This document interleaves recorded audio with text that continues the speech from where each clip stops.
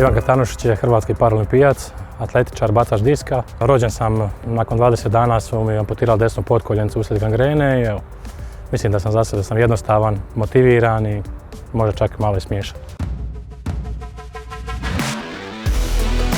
Ja sam igrao sljedeću odbojku po dolasku u Zagreb i onda sam vidio jedan trailer filma Kralj The Kinga, naravno radio se Darku Kralju.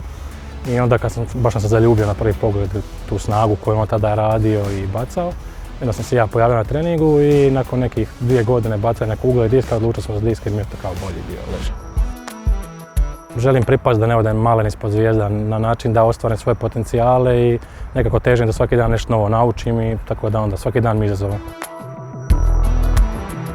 Pa najveća podrška su mi obitelj, supruga i prijatelji naravno.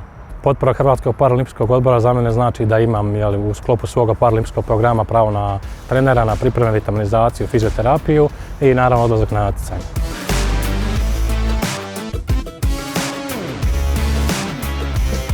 Drago mi je i čast mi da sam dio projekta Pobjednici iz dana u dan. Nadam se da će ljudi iz mog primjera nešto naučiti. Svima želim puno sreće na putu do paraolimpijskih igara u Parizu i na samim igrama.